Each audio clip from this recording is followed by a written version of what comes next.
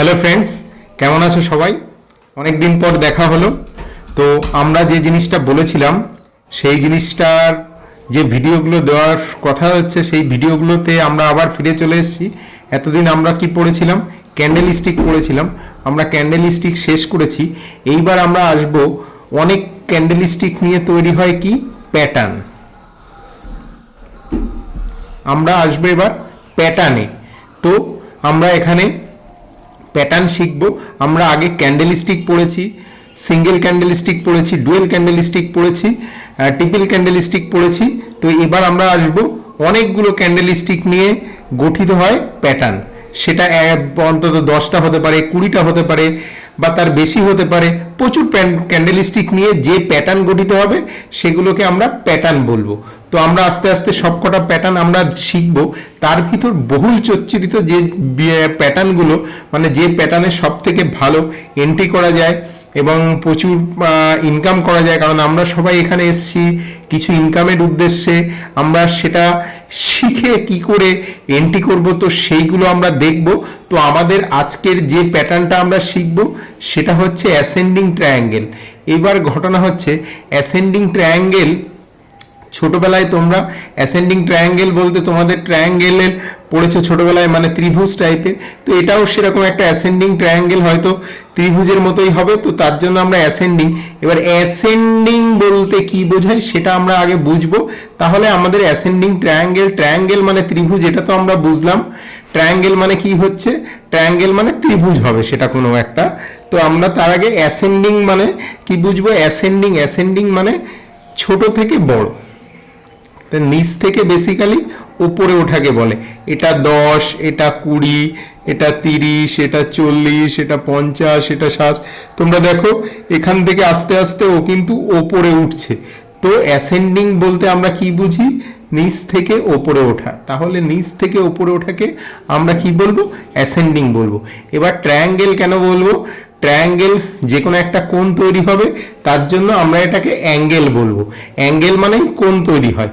তো ট্রায়াঙ্গেল, তো এটা আমরা কি পড়বো? Ascending triangle. তাহলে অ্যাসেন্ডিং ট্রায়াঙ্গেল যদি আমরা ট্রেডিং এর আঙিনায় পড়ি তাহলে কিরকম দেখতে হবে সেটা যদি আমরা একটু আঁকি তাহলে আমরা বুঝতে পারবো।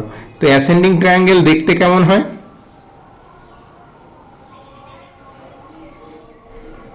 দেখো এই যে ট্রায়াঙ্গেলের এইটা হচ্ছে অ্যাসেন্ডিং ট্রায়াঙ্গেলের, এইটাকে আমরা বলি রেজিস্ট্যান্স।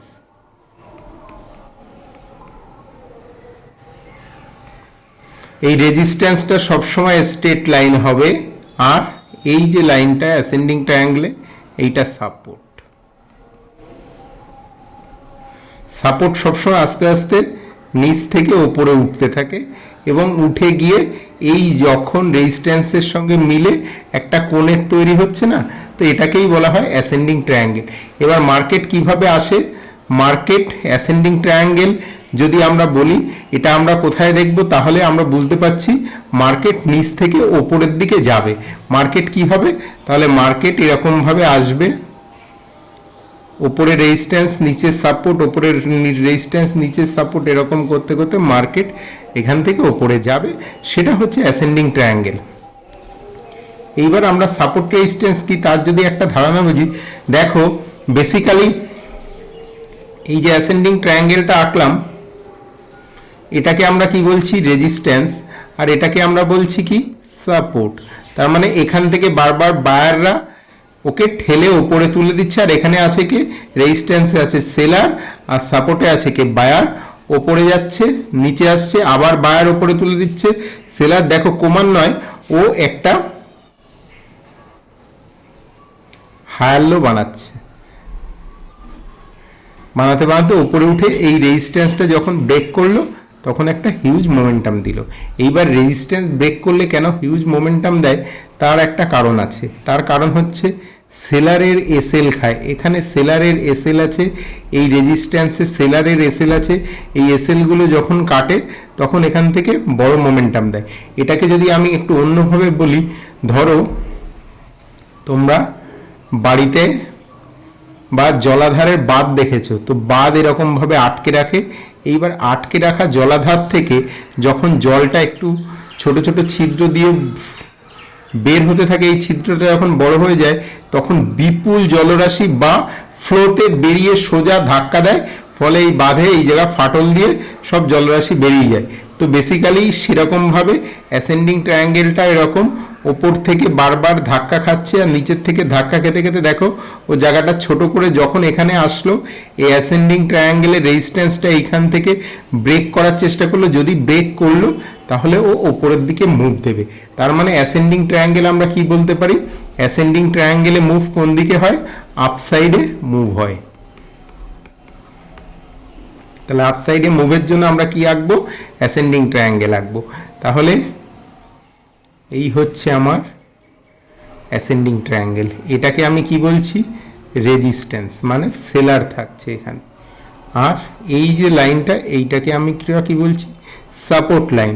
এখানে বায়ার অবস্থিত, মার্কেট প্রথমে ওপর থেকে পড়ে, ধরো মার্কেট এবার আমি একটু আঁকছি, মার্কেট ওপর থেকে পড়ে ফার্স্ট এখানে সাপোর্ট নিল, দেন দেখো আবার ওপরে গিয়ে রেজিস্ট্যান্স খেলো, দেন আবার নিচে নেমে এখানে সাপোর্ট নিল,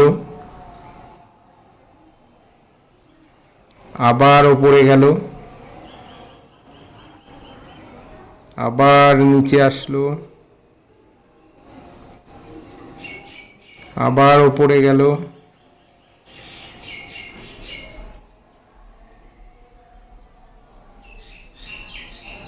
দেখো আবার নিচে আসলো, দেন এখান থেকে যে ব্রেক করলো সোজা ভেঙে গেল। তো বেসিক্যালি এই জায়গাটাই হচ্ছে আমার জন্য। আবার এই টোটাল যে জায়গাটাকে, এই যে কোণের মতো জায়গাটাকে, এই যে জায়গাটা, এই জায়গাটাকে বলা হয় অ্যাপেক্স জোন।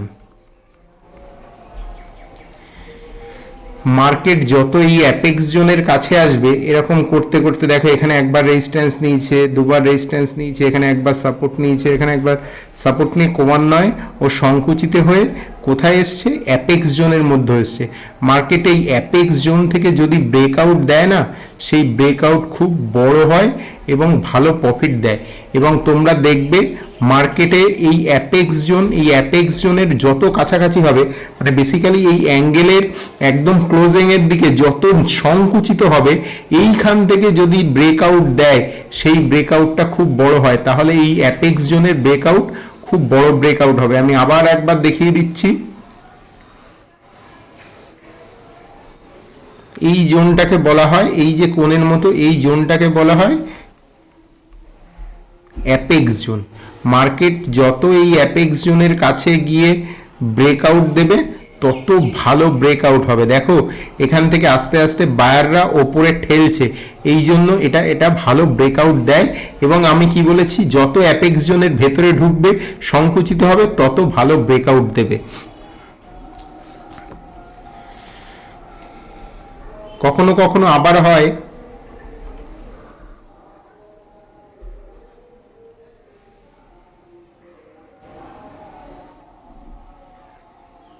উপরে গেল, রিটেস্ট করলো, রিটেস্ট করে ব্রেকআউট দেয়, তাহলে বেসিক্যালি আমরা এখানে রিটেস্টের ওয়েট করব। এইবার রিটেস্টে আমরা এখান থেকে এক কোয়ান্টিটি নিতে পারি, আর রিটেস্ট যখন বেশি এইখান থেকে হাই ভেঙে যখন রিটেস্ট করে ওপরে যাবে তখন আমরা কোয়ান্টিটি বেশি নিয়ে এখান থেকে হিউজ প্রফিট করতে পারি। তো বেসিক্যালি এটাই হচ্ছে অ্যাসেন্ডিং ট্রায়াঙ্গেল। এটাকে বারবার একটু ভালো করে আঁকা শিখবে, আঁকা শিখলে এখান থেকে প্রচুর প্রফিট করা যায়। আমি আবারও দেখিয়ে দিচ্ছি, রিটেস্ট করার পর অনেক সময় রিটেস্ট করতে আসে, রিটেস্ট করার পর অনেক সময় বিশাল বড় প্রফিট দেয়। তাহলে তোমাদের প্রধান উচিত হবে অ্যাপেক্স জোন আগার দেখার কি দরকার, অ্যাপেক্স জোনে ভাঙছে কিনা। এখান থেকে যখনই ভাঙবে তখনই তোমরা ছোট কোয়ান্টিটি নিয়ে ঢুকবে, এবং যখনই এটা রিটেস্ট করে এর হাই ভাঙলো তখন বড় কোয়ান্টিটি নিয়ে তোমরা এটাকে ট্রেড করবে এবং এটা হিউজ প্রফিট হবে। তো বেসিক্যালি এই দুটো রুলই আছে এখানে, আমি প্রত্যেকটা রুলই দেখিয়ে দিলাম। তো এটা হচ্ছে অ্যাসেন্ডিং ট্রায়াঙ্গেল। তাহলে অ্যাসেন্ডিং ট্রায়াঙ্গেলের এটা হচ্ছে আমার রেজিস্ট্যান্স আর এটা হচ্ছে সাপোর্ট। এখানে দেখো বায়াররা প্রথমে লোয়ার লো বানাচ্ছে, হায়ার লো বানাচ্ছে, এটা হায়ার লো, তারপরে এটা হায়ার লো, এটা হায়ার লো, হায়ার লো বানাতে বানাতে উপরে যখন রেজিস্ট্যান্স ব্রেক করছে, এখানে সেলারের এসএল খাচ্ছে, সেলার আবার নামানোর চেষ্টা করেছিল কিন্তু নামাতে পারেনি, সেলার পরাজিত হয়েছে। তো ময়দান ফাঁকা, পরাজিত হলে কি অপর টিম জিতবে, সে গোল করে বেরিয়ে যাবে। তো বায়াররা এখানে মার্কেটকে সোজা উপরে নিয়ে গেছে, যেহেতু এখানে এখানে সেলাররা হেরে গেছে তার জন্য। এবার আমরা যখন চার্টে গিয়ে দেখব, এটা দেখলে পুরোপুরি ক্লিয়ার হয়ে যাবে। আমরা চলে এসেছি চার্টে। তো আমরা এখন দেখব কিভাবে অ্যাসেন্ডিং ট্রায়াঙ্গেল কাজ করে বা কি করে, সেটা আমরা এখান থেকে দেখে নেব।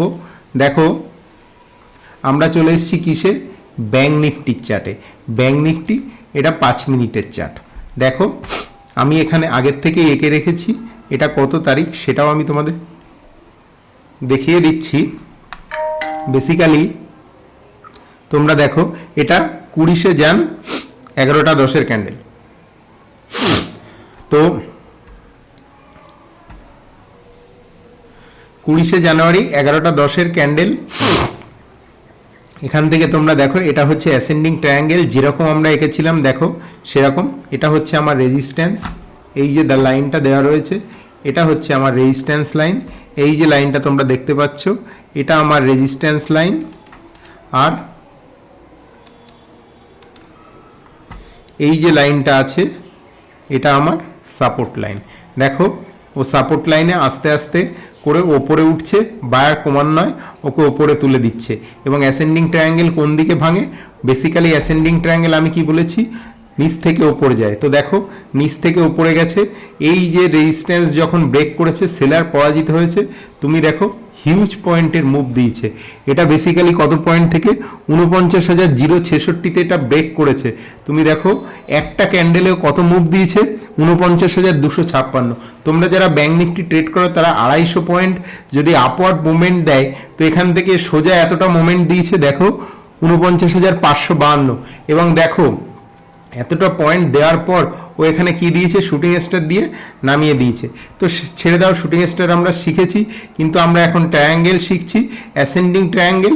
তাহলে দেখো এটা হচ্ছে আস্তে আস্তে মার্কেট ওপরে উঠছে, সেলার ট্রাই করেছে, আবার ওপরে উঠছে, ওপরে উঠে এটা যখন ব্রেক করেছে তখন হিউজ। এখানে রিটেস্ট হয়নি, এখানে ডিরেক্ট কোয়ান্টিটি নিয়েই তোমাকে ঢুকতে হবে।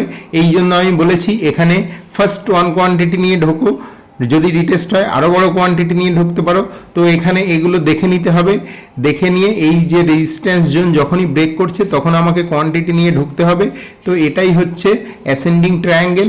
দেখো এটা ব্যাংক নিফটি 20শে জান ভেঙেছে 11টা 10-এর সময়, এবং 5 মিনিটে কত পয়েন্ট মুভ দেওয়া যেত, এবং এই একটা পয়েন্ট ধরে রাখলে তোমার প্রচুর টাকা প্রফিট হতো। আগে তোমাকে এইগুলো আঁকতে হবে ভালো করে। আর এর এন্ট্রি পয়েন্ট হচ্ছে এইটা, আমি বারবার দেখাচ্ছি, এর এন্ট্রি পয়েন্ট হচ্ছে এখানে তোমার এন্ট্রি পয়েন্ট, আর এসএল হচ্ছে তার আগের ক্যান্ডেলের লোটাকে তুমি রাখতে পারো। এটা তোমার এসএল পয়েন্ট, এটা তোমার এন্ট্রি পয়েন্ট। এবার তুমি এখান থেকে নিশ্চিন্তে এসএল নিয়ে এন্ট্রি করো, তোমার হিউজ প্রফিট হবে।